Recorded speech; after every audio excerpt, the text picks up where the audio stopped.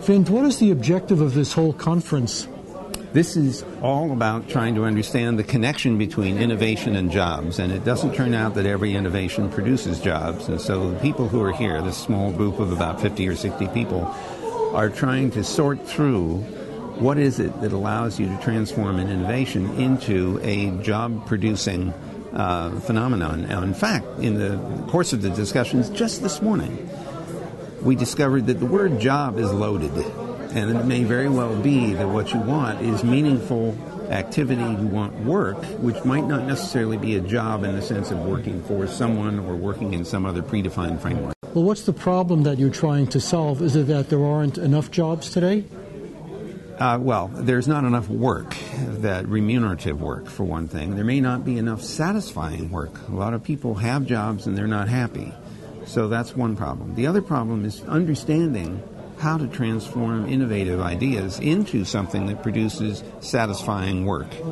And that linkage is not clear. There are a whole collection of little gears that all have to be meshed together. Our problem is to figure out what are the gears and how do they have to be meshed together to go from innovation to job and work creation. Now, is the goal of this conference to come up with a set of recommendations that can be implemented to solve the problem? Absolutely not.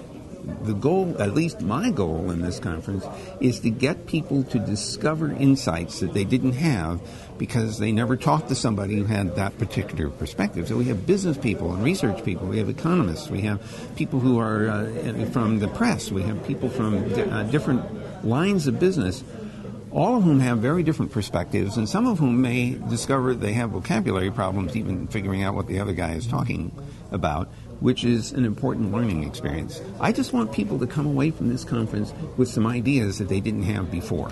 What's the most important idea you've heard so far today? Boy, that would be hard to say in 30 milliseconds.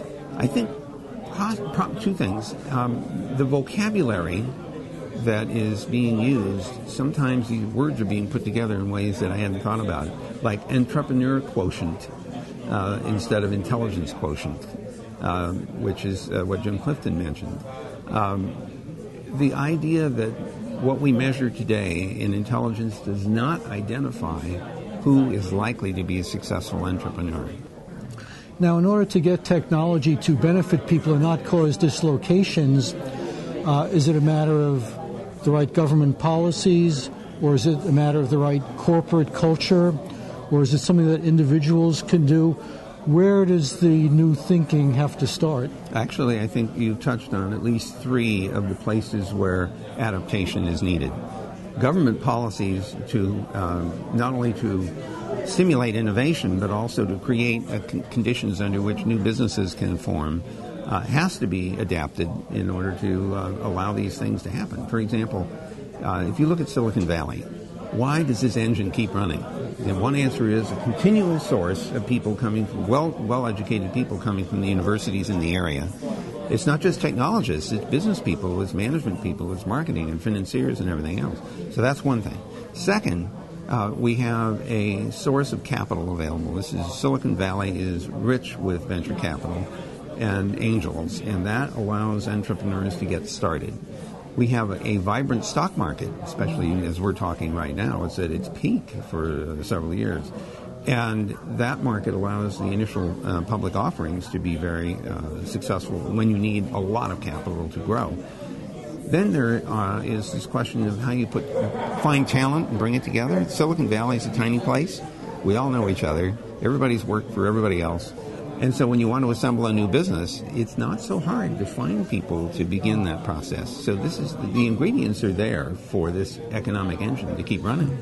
And what's next? The Internet of Things. Every appliance that we've got in the home, in the office, in the car, and on our person will be online, connected, and we will use that to build an environment that we never had before.